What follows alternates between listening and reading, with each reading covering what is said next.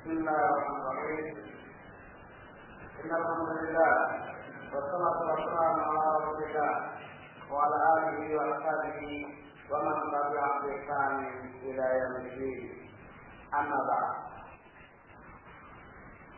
Seperti ini Allah itu kita lanjutkan dengan bacaan ke-14 yang para penonton antum dengan sifatnya itu dalam Islam. Jadi dengan belasan boleh yang meminta kata atau isi dosanya, isi dosa pada para nabi di akhirat boleh juga isi dosa kepada mereka di dunia. Berkata lagi, walau syubhatul ukhra wa hiya ma zakara Nabi sallallahu alaihi wasallam anna lamma qiyamah yadhikuna bi Adam thumma bi Nuh thumma bi Ibrahim thumma bi Musa thumma bi Isa faqulun yaqdirun hatta yantahu ila Rasulullah sallallahu alaihi wasallam. Dan mereka memiliki sebab yang lain, yaitu hadis yang telah disebutkan oleh Nabi sallallahu alaihi wasallam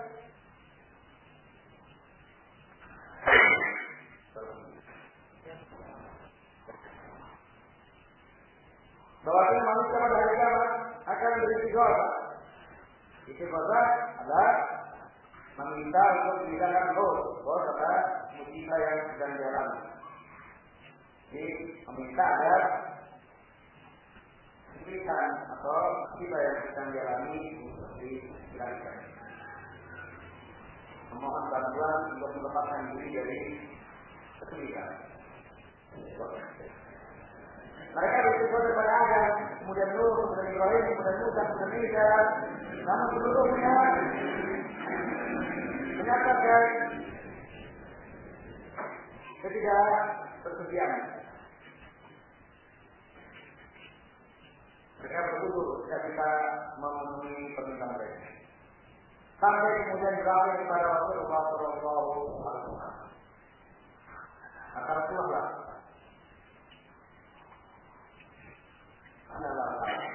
itu memang terjadi. Kalau Nabi dulunya tidak ada yang siap dengan lepas.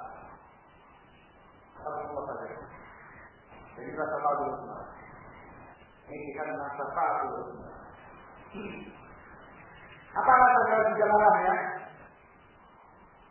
Kalau sahada itu ala anna fi ghasa billahi la ta syirik. Saya bercerita. Cuma jalannya. Ini menunjukkan bahwa istighosah kepada Allah bukan syirik. Buktinya apa? Mereka istighosah kepada para nabi. Jadi kalau kami sekarang ini istighosah kepada nabi juga bukan syirik, sebagaimana mereka beristighosah kepada nabi tidak syirik. Siapa tahu namanya? Saya sekarang lagi. Terjawab dengan Allah Subhanahu wa Taala. Maka bantahannya saya katakan, Masya Allah.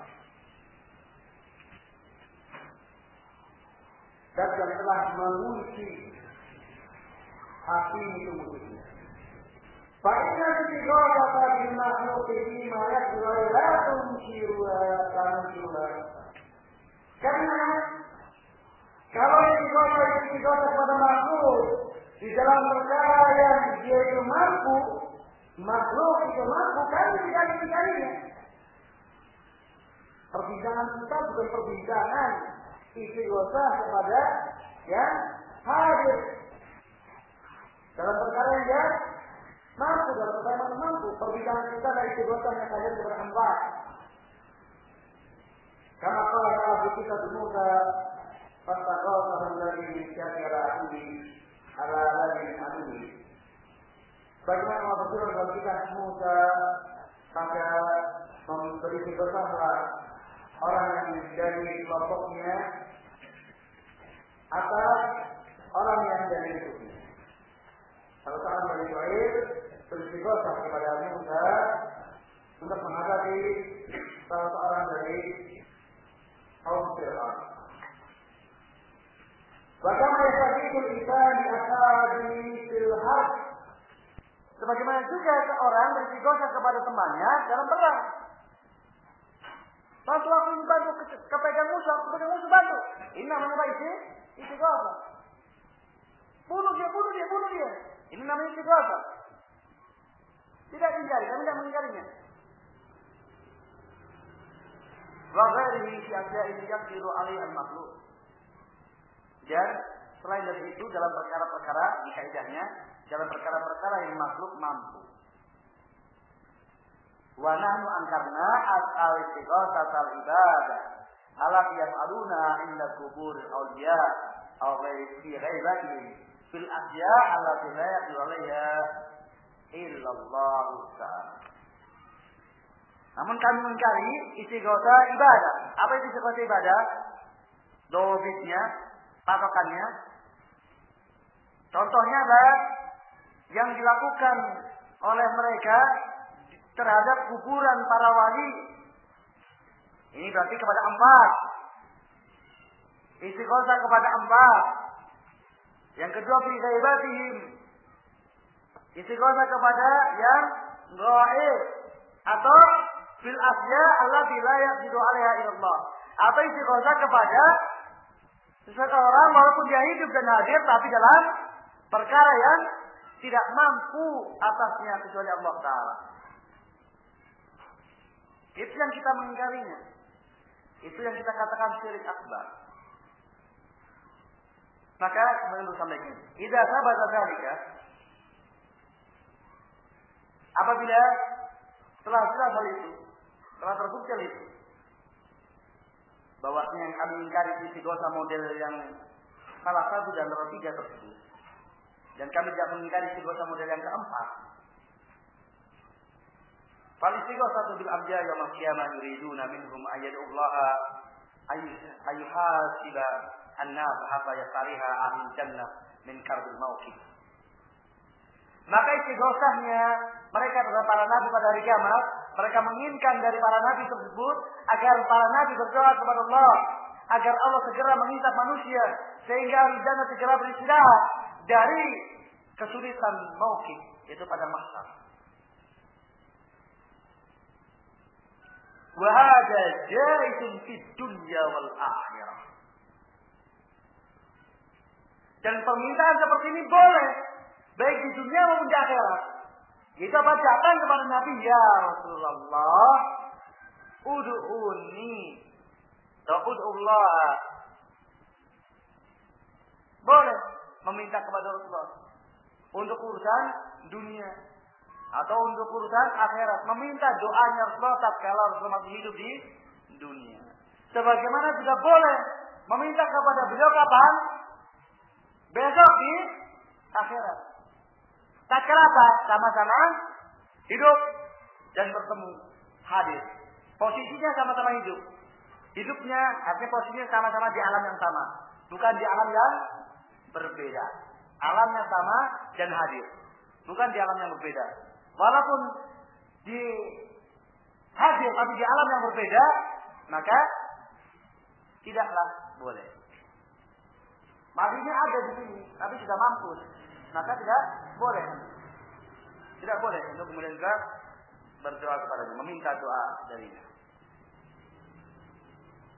Antak dia inda rajulin salihin hayyin yujalisuka wa yasmu kalamika wa yasmu kalamaka. Yang seperti boleh di dunia maupun di akhirat kamu mendatangi orang soleh hidup, dia bermajlis dengan kamu, mendengar kalammu. Ini menunjukkan apa? Hayyin dan hadir.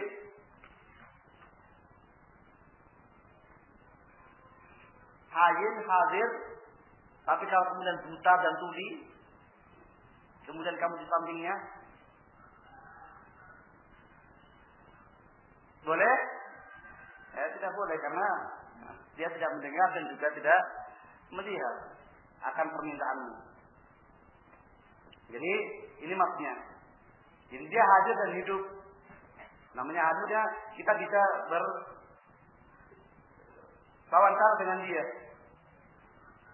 Dan termasuk hadir ya melalui surat. Yang jelas apa yang kita inginkan sampai kepada dia melalui HP, telepon, SMS. Ini termasuk bagi ini. Taqulu lahu, kamu katakan kepada dia, "Ud'ullah li kama kana ashabu Rasulullah sallallahu alaihi wasallam yas'aluna fi hayati." Kamu berkata kepada dia, doakan untukku kepada Allah. Sebagaimana sebagian sahabat Nabi sallallahu alaihi wasallam meminta kepada beliau dalam masa hidup beliau sallallahu alaihi wasallam. Wa amma ba'da mauti fa hasa wa kalla. Adapun setelah wafat beliau maka sama sekali amat sangat jauh, kali-kali tidaklah. Ana muta'aluhu da'dika inda qabri. Mereka meminta kepada Nabi SAW di sisi kuburnya. Barankar salaf ala man qasada du'a Allah inda qabri. Fakih bagi doa nafsi. Bahkan salah mengingkari orang yang menyengaja, orang yang mengajar berdoa kepada Allah di sisi kuburan Rasulullah. Maka bagaimana terhadap orang yang berdoa kepada Rasulullah langsung? Berdoa kepada Allah di sisi kuburan Rasulullah saja sudah diingkari oleh salah, apalagi berdoa kepada Rasulullah sallallahu alaihi wasallam. Jadi di sini saya menjawab subhat ini dengan dua bantahan. Yang pertama, bahwa istighosah bil makhluk fima yaqdi alaihi la nunkiruha. Istighosah kepada makhluk dalam hal yang dimampu atasnya, atas makhluk, kita tidak mengingkarinya. Bantahan yang kedua, bahwasannya apa yang terjadi di akhirat berupa permintaan manusia tersebut di padang mahsyar ini kedudukannya sama dengan permintaan kepada seorang yang hidup dan hadir dan bertawasul kepada Allah dengan doanya. Sama saja. Itu dengan ini sama. Dan ini yang seperti ini kan boleh. Jadi baik di dunia maupun di akhirat, seseorang datang kepada orang soleh, kemudian dia duduk, artinya semajlis, mendengar kalammu, kemudian dia mengatakan, doakan kepada Allah bagiku. Nah, tentang meminta doa kepada orang lain, kepada orang soleh, ini ada tafsir.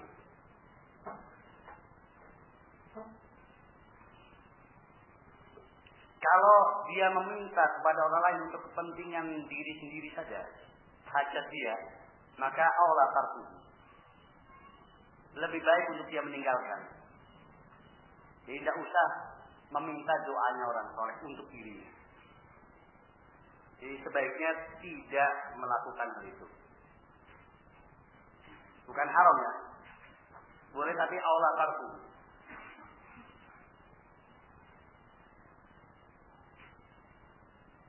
Tetapi kalau kemudian dia meminta dengan niat, harus dihadirkan niat.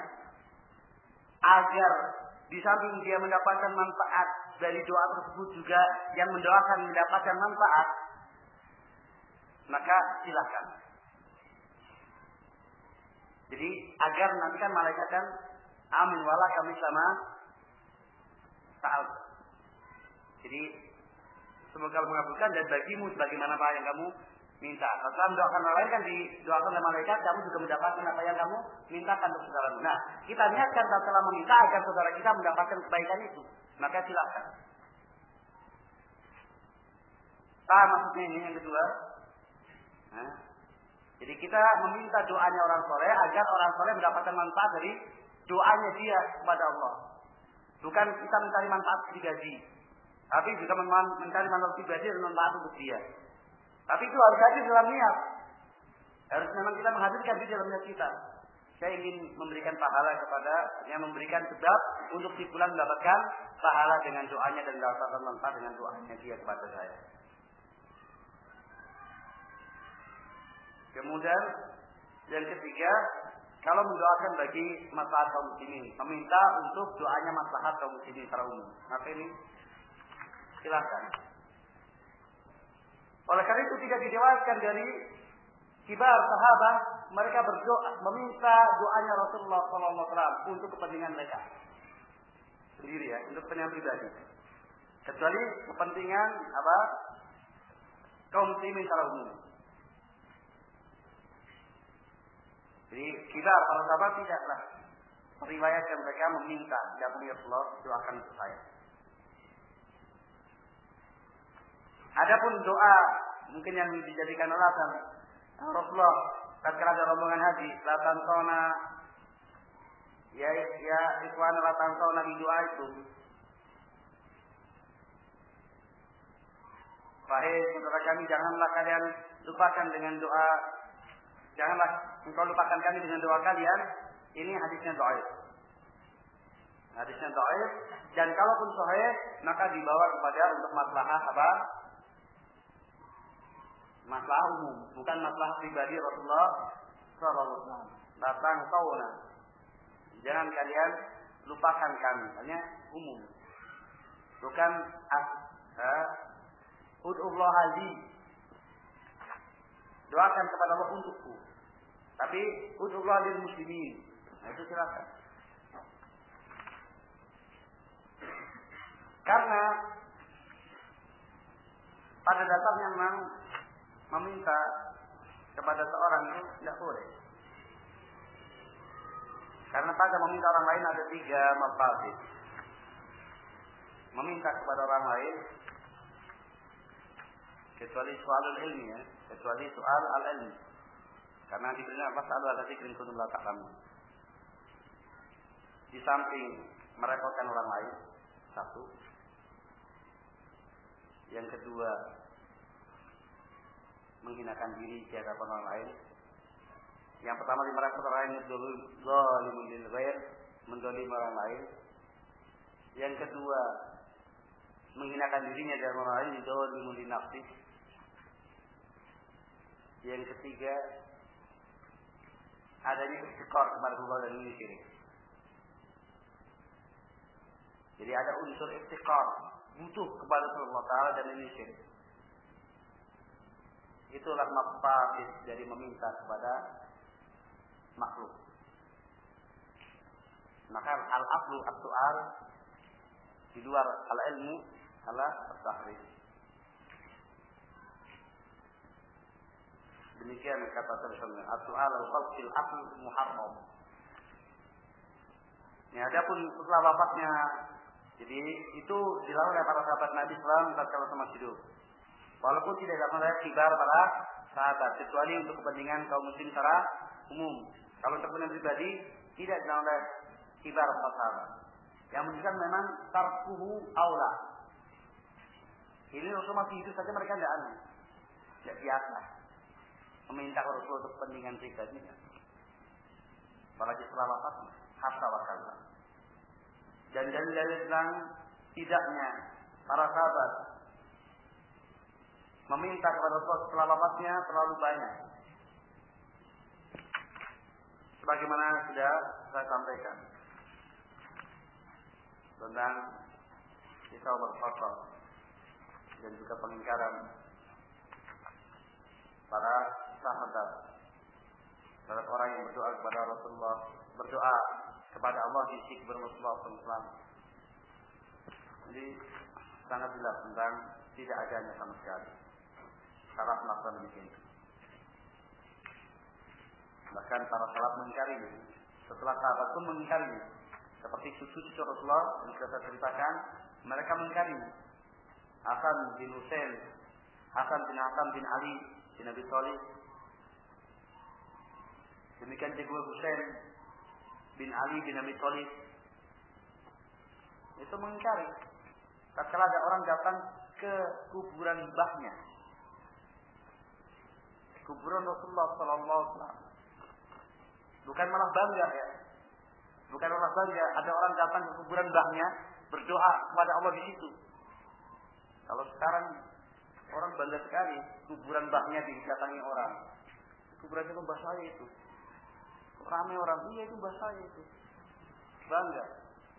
Ini ahli tauhid, muwahhid, cucu Rasulullah. Benci sekali. menyampaikan hadis Nabi tentang larangan hal itu. Kemudian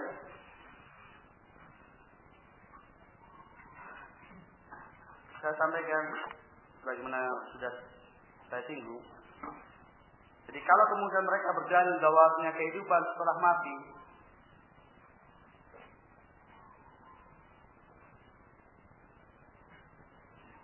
yang hakikatnya tidak dimakan kehidupan itu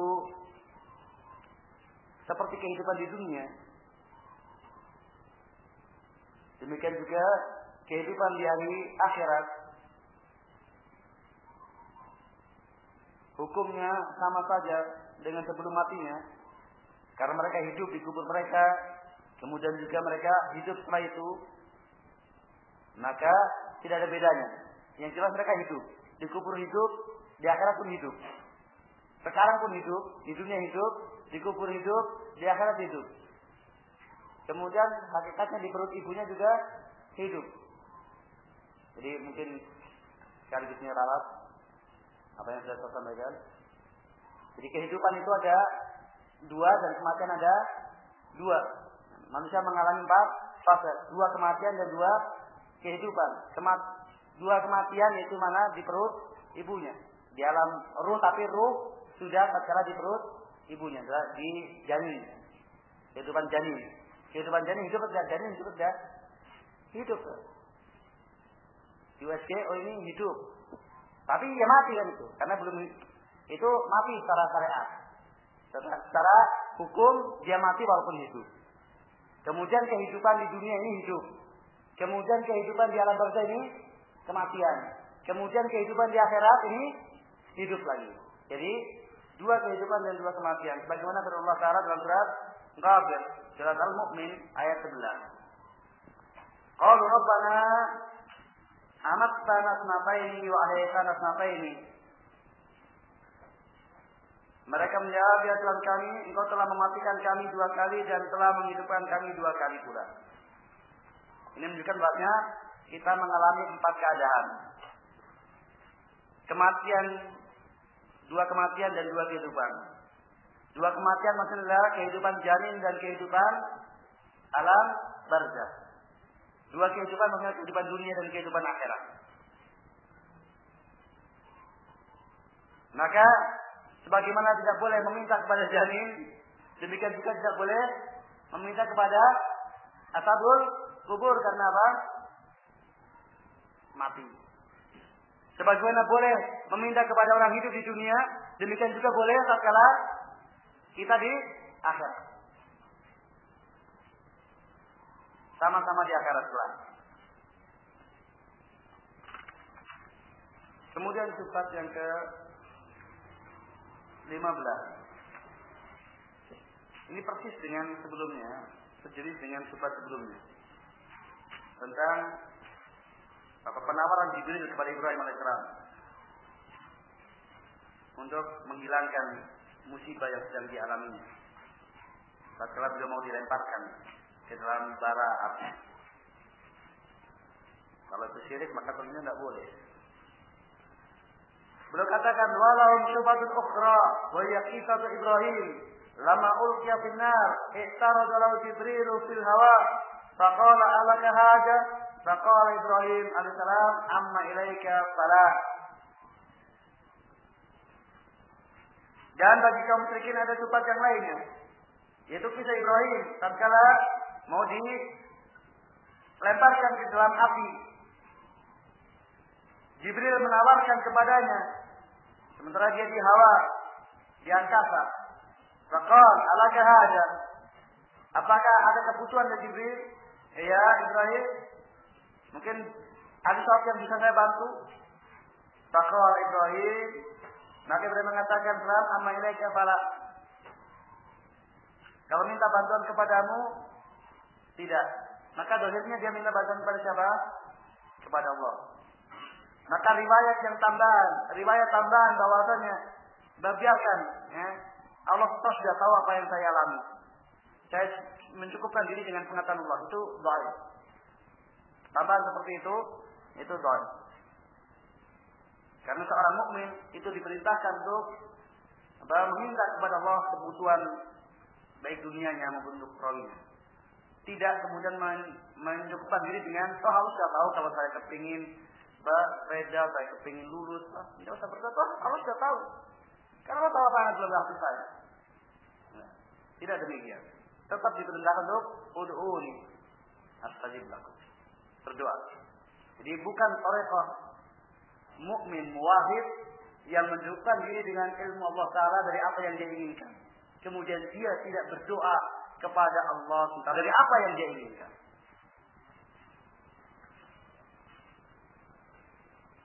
Apa wajib Allah mereka? Kalau karena istighatsah bi Jibril syirkan lam yu'ridha ala Ibrahim. Alasannya mereka katakan kalau istighatsah dengan Jibril, terhadap Jibril syirik, niscaya Jibril tidak akan menawarkan istighatsah kepada Ibrahim. Jadi karena Ibrahim kan sedang menghadapi mara bahaya, dilempar ke dalam api. Maka tawaran untuk diselamatkan, untuk dibebaskan, itu namanya tawaran istighatsah, tawaran nol. Faljawab anna hadha min jinsi syubhatil ula. Bantahnya ini sejenis dengan syubhat yang pertama tadi, syubhat yang ke-14. Sayyidina Jibril alaihissalam arada alaihi ayyan fa'ahu bi amrin yaqdiru alaihi. Karena Jibril alaihissalam menawarkan kepadanya sesuatu yang dengan suatu perkara yang menawarkan kepadanya suatu kemanfaatan dengan suatu perkara yang dia mampu atasnya. Bainahu kama qala Allah Ta'ala fihi Allahu syadidul quwa. Karena dia Jibril, sebagaimana Allah berfirman tentang dia, telah mengajarkan Al-Quran itu kepadanya, syadidul quwa, yang memiliki kekuatan yang sangat dahsyat. Kalau adzan Allah lahu ayyaqudan nar Ibrahim. Kalau Allah mengizinkan kepadanya untuk mengambil api Ibrahim, wa ma khala min dan juga apa yang di sekitar api tersebut dari tanah, wal jibal dan gunung, wa yulqiha fil maghrib al-maghrib la fa'ala. Kemudian dia lemparkan ke timur atau ke barat, misalnya dia mampu untuk melakukannya. Diangkat sak tanahnya, sak gunungnya, kemudian dilempar sebagaimana beliau pernah menawarkan kepada Nabi Muhammad sallallahu alaihi wasallam tatkala di Taif, di apa namanya? Diganggu oleh orang-orang Taif, sampai anak-anak pun melempari juga pakai batu-batu. Maka apakah di malaikat gunung menawarkan kalau kemudian mau diblekikun? Namun tidak. Beliau berharap la'alla min aslabihim yakhruju man ya'buduna Allah. Bisa jadi kalaupun tidak mereka, keturunan mereka ada yang beribadah kepada Allah Ta'ala semata. Inilah rahmah Rasulullah kepada kaumnya, kepada umatnya. Walau amara Allah ayyudi'a Ibrahim fi makan ba'idin anhum labala. Demikian juga kalau Allah memerintahkan dia untuk kemudian memindahkan Ibrahim ke tempat yang jauh dari mereka, saya dia mampu melakukannya. Walau amara ayyarfa'ahu ila samil labala. Dan demikian juga seandainya Allah memerintahkan kepada beliau untuk kemudian mengangkat Ibrahim ke langit, niscaya Jibril pun mampu untuk melakukannya. Wahada, belum memberikan tamsil yang mudah untuk dipahami. Karajulin ghani lahu malun katsirun yara rajulan muhtajan fayuridu alaihi ayyuqridahu. Ini permisalannya seperti seorang yang kaya, dia punya harta yang banyak, kemudian dia melihat ada orang yang butuh, kemudian dia menawarkan kepadanya hutang. Aw ayyuhibahu yuhibahu syai'an yakti bi hajatahu. Atau dia menghadiahkan sesuatu yang dengan hadiah tersebut dia akan menunaikan kebutuhannya. Fa badalika muhtaj ayaquda wa yasbiru ila ayati Allah bi rizqin la minaka fi yahdan. Kemudian orang yang butuh tadi ternyata dia menolak dan dia bersabar sampai kemudian Allah datangkan kepadanya rezeki. Bukan bukan disebabkan karena bantuan seorang pun. Fa'aina hadza min istighatsatil ibadah wa syirki law kana yafqahun. Mana dari yang seperti ini? Adanya unsur istighatsah ibadah dan yang merupakan syirik seandainya mereka paham. Namun demikianlah, karena kalau Allah sudah menutup hati, maka tidak bisa memahami hakika perkara yang sangat jelas dan sangat gamblang. Permasalahan memang bukan buta yang di mata, tapi buta yang di hati. Saudara kami rahimahullah belum menyebutkan tentang sebab seorang itu inhiraf, menyimpang dari kebenaran.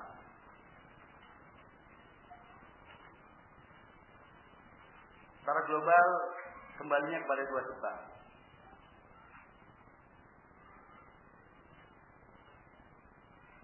Yang pertama at-tafrid fi ittiba'i ma ja'a bi ar-rasul sallallahu alaihi wasallam. Tafrid yang meremehkan di dalam ittiba terhadap apa yang dibawa oleh Rasulullah sallallahu alaihi wasallam.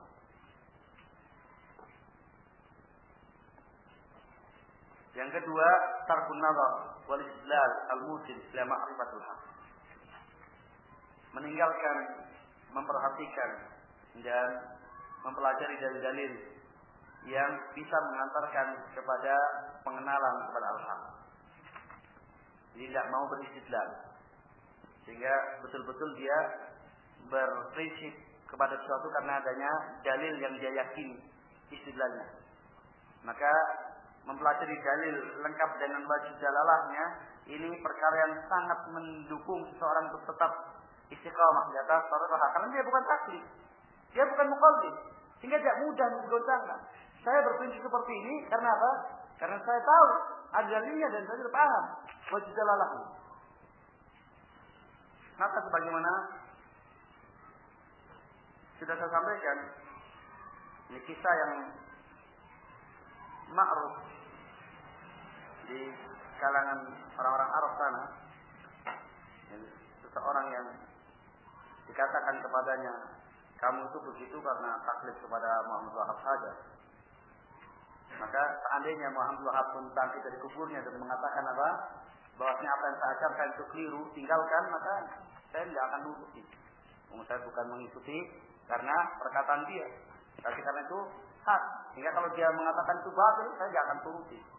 Kenapa? Dia mengikuti bukan karena orangnya, tapi karena dalil dan dia sudah paham istidlalnya. Dan dalil istidlal yang ada terhadap al-haq tidak bisa dibatalkan oleh perkataan siapapun. Karena kalam Allah dan kalam Rasulnya ahaqu ayat salah.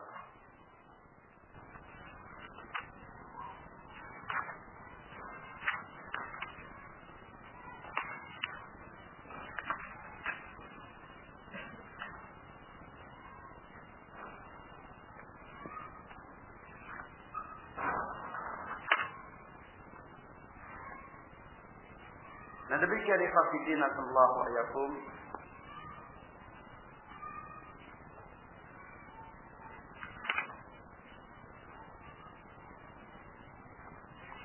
Subhat demi subhat telah kita lalui dan insyaallah bantahannya jelas dan tidak ada kesamaran sama sekali, dan mudah-mudahan kita memahaminya sampai ma'rifatul qalbi.